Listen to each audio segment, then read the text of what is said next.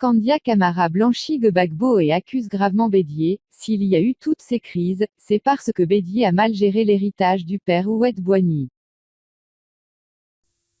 Avant de commencer, n'oubliez pas de vous abonner et d'activer la cloche de notification, car cela va vous permettre de ne plus manquer les prochaines vidéos.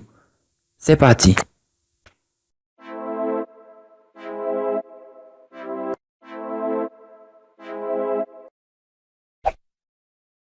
Une sortie des plus fracassantes.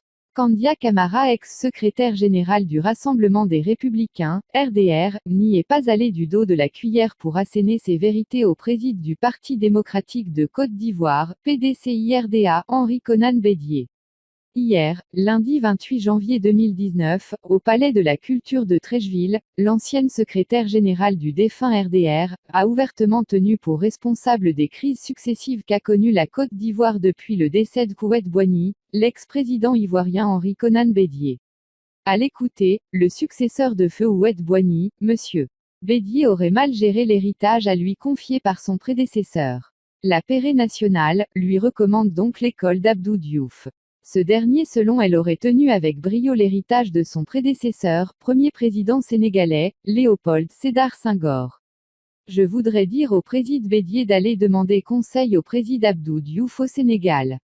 Parce que s'il n'y a pas eu de coup d'État au Sénégal, s'il n'y a pas eu de rébellion, s'il n'y a pas eu de guerre, c'est parce que le président Abdou Diouf a su gérer l'héritage du président Senghor.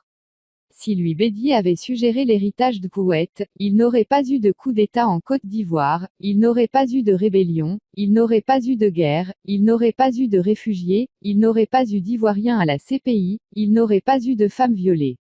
S'il y a eu toutes ces crises, c'est parce que lui Bédié a mal géré l'héritage du père Houët-Boigny, a-t-elle craché au président du PDCIRDA.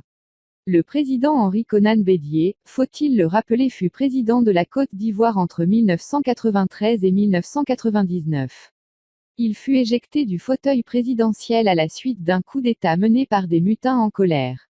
Depuis lors, la Côte d'Ivoire connaîtra une succession de crises politico-sociales qui débouchera sur la rébellion du 19 septembre 2002 sous Laurent Gbagbo. En 2010, après 8 années de crise politico-militaire, Bédié et Ouattara se mettent ensemble pour faire tomber Laurent Gbagbo, lors des élections présidentielles. La crise post-électorale qui surviendra au lendemain de ce scrutin présidentiel fera officiellement 3000 morts, de nombreux dégâts matériels. Plusieurs cadres favorables à Laurent Gbagbo sont contraints à l'exil. L'ancien président Laurent Gbagbo lui sera traduit devant la Cour pénale internationale.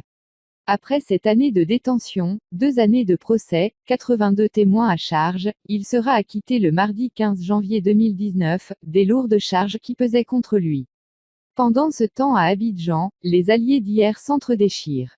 Le torchon brûle entre les présidents Ouattara et Bédié. Guillaume Soro lui devra dire adieu à son poste de président de l'Assemblée nationale. Sa démission est attendue courant février.